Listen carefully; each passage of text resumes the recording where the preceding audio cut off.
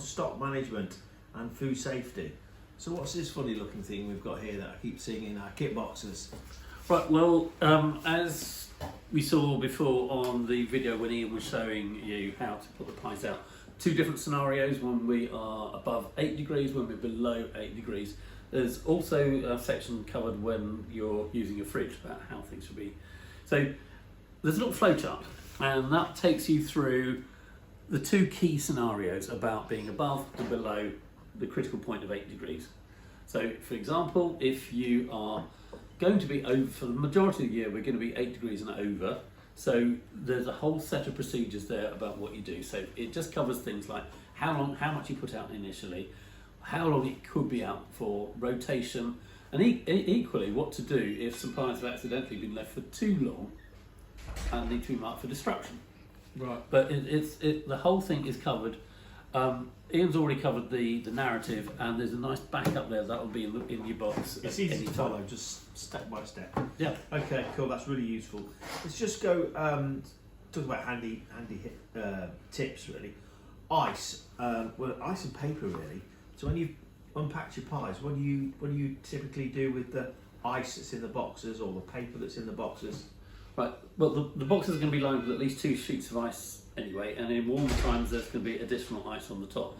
So when you've got a box that you've taken, let's say you've emptied out 2 or 3 boxes, then consolidate the ice. So you can put all the ice into one box, and then leave 2 or 3 bits of paper in each of the others. If it's warm, you want to use some of that ice to double ice the pies you're still holding. But it's a good idea though to keep the box of the ice, the box of the paper separate, so the paper doesn't get wet. So if it gets wet, it's useless. It's got to be thrown away. Otherwise, it can be reused. And if you keep the ice together, packed together, the deeper it is, the longer it stays nice and cold, and the more use it is for you. So when you put, for example, when you're returning, you need to ice and double ice your pies that are your returns. Then you can keep those nice and cold at all times. Excellent. Dirty water, this is quite an interesting one, and I know this varies from authority to authority, but obviously if you've washed your hands in your bowl, or you've got a teal, what's your procedure with dirty water?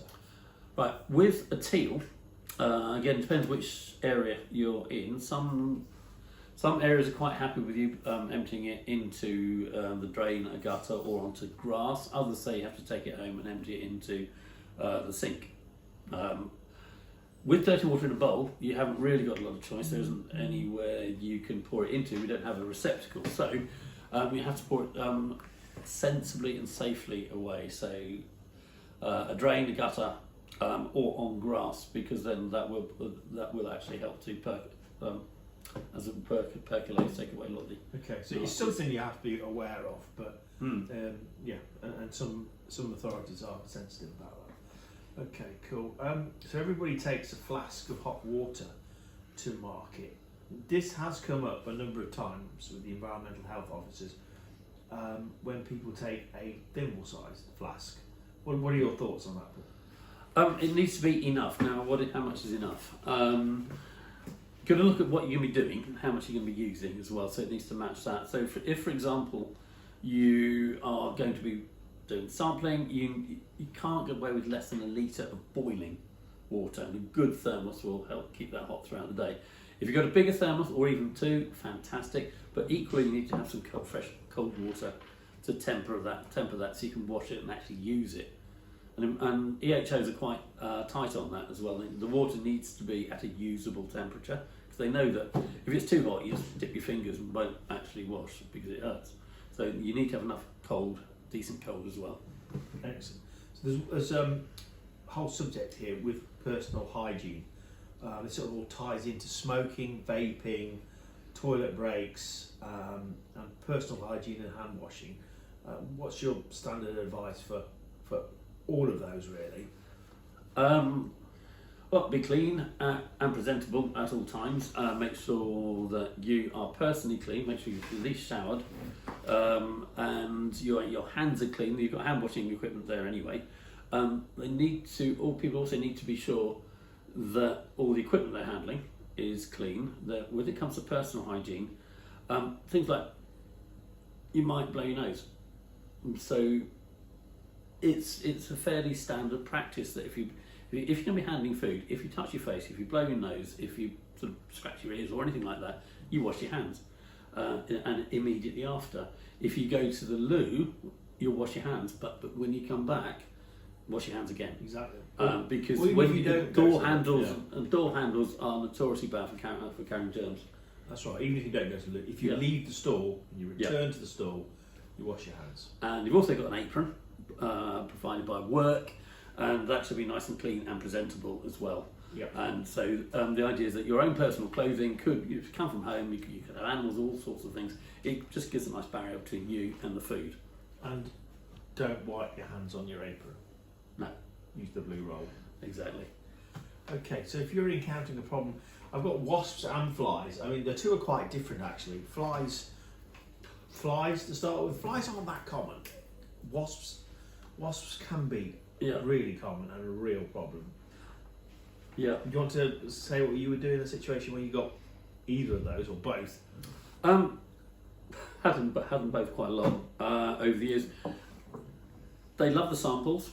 Wasps, right, let's look at wasps first of all. Wasps, okay, are way cleaner than flies. They don't live on poo, they tend to eat protein. So for example, if you've got a pie cut open, so you've got the front of it there, chances are you're going to get wasps having a nibble at the meat. They will almost always go for the meat. If you've got a fruit pie, they'll leave their pudding and go for their main course first. You can gently encourage them away, but if you start flapping about, chances are you'll get stung, customer might get stung. It's a bit of a dilemma because if you leave it there to nibble away, people say, "Oh, you got wasps there." Ooh. But then again, sometimes I've just had to leave them. I've had a load of wasps come around because you do sometimes get loads, and just say, "Look, so look, at least we know where he is. These are fantastic. These are great. Good. These are good for man and wasps. Look at the tough." Yeah, I mean, one wasp is, generally speaking, it's not necessarily an issue. No, but if you get one, you'll get they'll they'll tell their mates, they'll come and back. then you'll get more. And then So you'll get more. what I have done though is two things. One, with varying degrees of success, I kept a little bit of cling film, and I wrapped and put up the sample with my display pie in it, and pulled it tight so it actually looks like it should do, and that keeps them off. That's okay, but sometimes you just got to admit defeat. Exactly. And just put the samples away Put in it a up. bag, do it up, keep the wasps away. After a while, they stop coming back. It takes about half an hour, and they stop coming back. Yeah, so and basically, you will lose sales if you don't put your samples and display pies away if you've got more than one wasp. Because a lot of people have looked at wasps and said, "Oh, they're flies." Fundamentally different things. Flies are evil creatures, and they are filthy because of what they'll go everywhere. But generally, flies aren't so much of a problem. You'll probably just get the odd one, and if you can swat it, that's it. But crucial, if it's not pretty, but it's not the end of the world if it goes on a display pie. If it goes on anything like a sample, a food sample that people are going to eat, just got to get rid of it. Can't use it at all. Okay, so direct sunlight. What happens if you have a problem with sunlight? I mean, sunlight can come from above, from the sides, from the front. How would you? Well, I mean, basically, our policy is no direct sunlight on our pies. So how do you deal with that, Paul? It's a couple of things. It's positioning. It's positioning of where your pies are on the table. Again, when you get somewhere, you know, most people's phones will give you a compass, so you know which way is north, so you know which way the sun's going to come round. If you know it's going to come round to the side, then it might be a good idea then to put your banner to the side as it comes round. You can move from the back, put it to the side, just to be a what do you say sun about shield. compass? On the phones, a lot of the phones have like iPhones. A lot of people don't know whether the sun rises in the east or the west. Generally, it rises in the east, settles in the west, and it is strongest in the south. So, if you're facing into the south, then you know you're going to get sun coming at you at some point. If you're facing north, fantastic. You probably won't be. It might come in the side. So you might need to do. Can I just say, if there's a local there, Yeah. or even a market manager, or somebody who's attended before, you you're completely disorientated about north, south, east, west, just say, do you know what is the arc of the sun? And a lot of people know, they do know. Yeah. And that helps. Yeah, and the other thing, of course, is if you get an idea which way around it's going, positioning. It's positioning of your table and the pies. Again, if the sun's going to come in the front, pull your table back and then get the pies as far back as you can and keep them away from the sun. You can't always keep the sun out completely, which raises another question, really, doesn't it? I have managed to do that. You should always have at least 2 sheets, and if the sun's coming in from the side, then you can block that with a side sheet, and then you can. I know it's nice to have your pies symmetrical, but if you're having sunish, that really doesn't matter. You just move your pies to a position whereby they are out the sun. And I've done that, and people just look at me and say, I'll just say, look, I'm just retreating from the sun. We don't want the sun on these. And actually, if they see you doing something proactive, they're actually quite receptive to it. Okay, so it really does put people off, and we have had comments. People come up and see the pies cooking in the sun, which is not illegal, but it's just not pleasant, and it will put people off. Dogs. So obviously you're not allowed to take a dog to work or have a dog in our stalls, but what do you do with, what sort of problems are you likely to encounter with dogs at a market? 2 main problems with dogs at markets. One is they're likely to jump up at the stall, put the paws up, or put the nose up, or if you've got display or you've got samples, you can have a go at those. That's one of the problems. And the other is you might have an A-board and you've got legs on the gazebo, and dogs will view these as trees and message posts and will want to leave a little message for their mates, which is really not good. What I do with that last point is obviously I keep my eye out, and I've only done this a couple of times. I've put a tennis ball in my kit bag, and I've asked somebody to stop to make sure the dog doesn't cock a leg on my stuff, and when it didn't, I just threw the tennis ball. Look, it won't hurt. Into what? Into an oncoming bus? No, onto the dog. There's cocking its leg okay. and about to pee. And I have just explained to someone, look, this has to go in a van with food. It's really not acceptable, is it? And then most people are very sheepish. The vast majority of people, though, will have their dogs well behaved. But when they're jumping up, sorry. Yeah, Staphylococcus is on dogs, isn't it? It is, yeah. So if you pet or stroke a dog. Well, don't. But if you do, you have to wash your hands. Yeah. Okay, Paul. So cross-contamination. What have you got to be mindful of with knives and boards? Quite a few things there. You can use the board to cut pies open for display and also for sampling. Now, when you're sampling, people are obviously going to be eating this. So in the same way you do in the kitchen when we're making them, the separation is everything. So, for example, if we're going to put a gluten-free pie out for display, it can't go on a surface that's been contaminated with something with gluten. So you can't cut a beaver pie, which has got massive gluten in it, and then give it a quick wipe and then cut open the gluten-free pie, because that's going to be cross-contaminated. Equally, things like chicken, fish, all the key areas.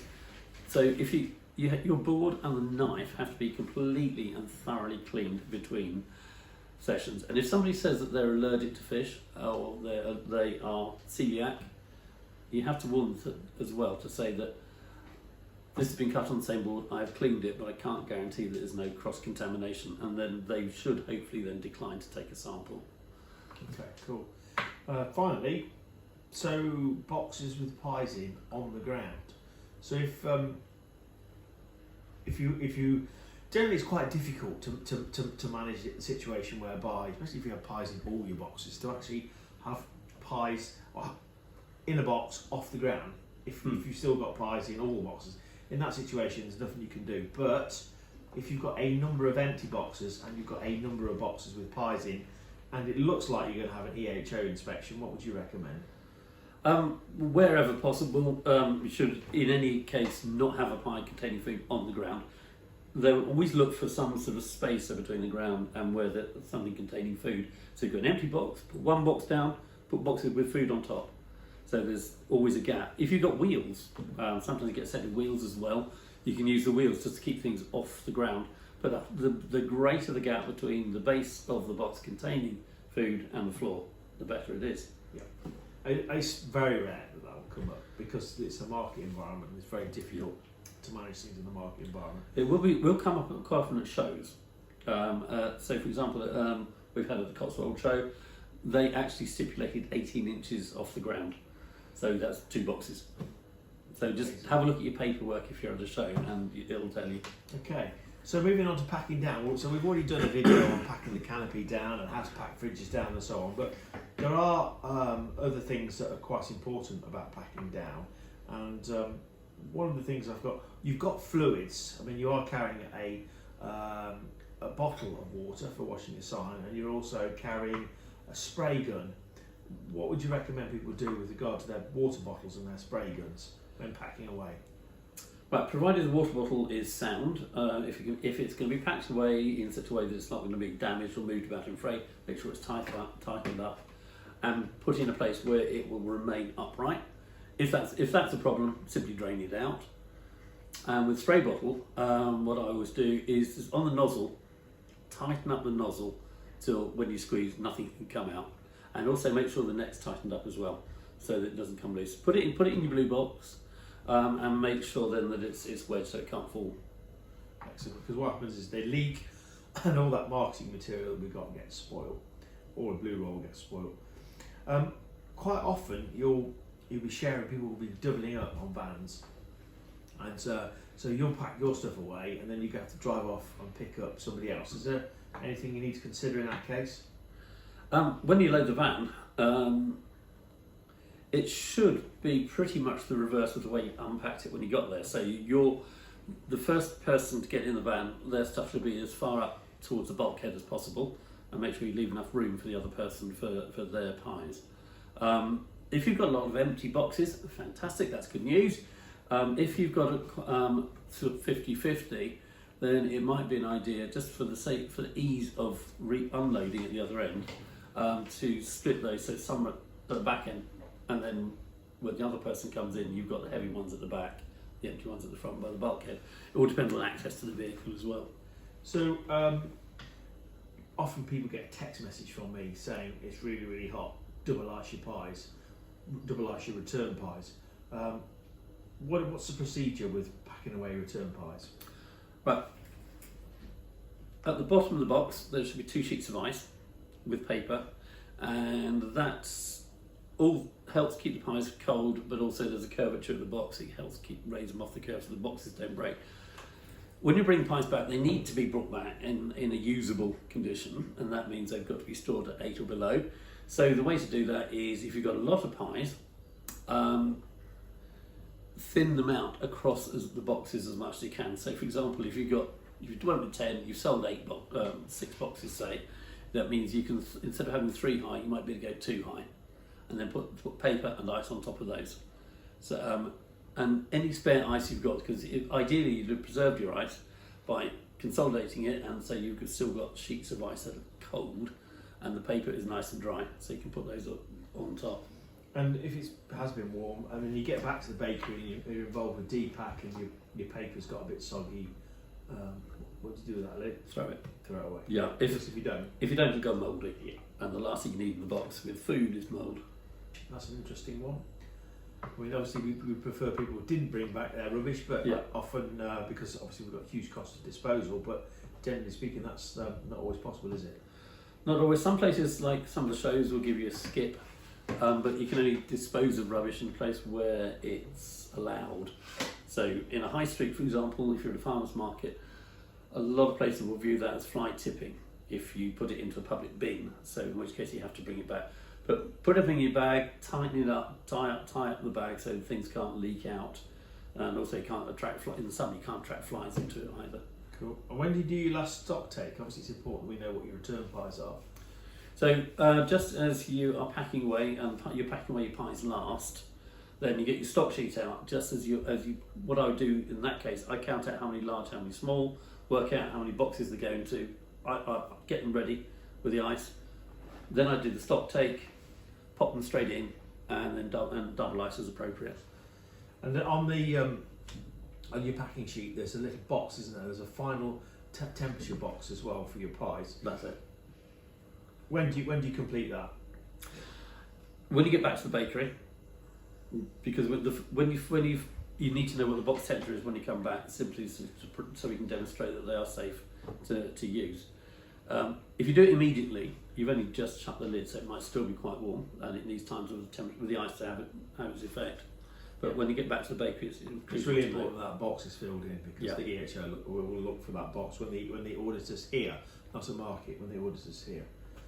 Okay, that's great. That's some very handy packing down and food safety stuff there, Paul.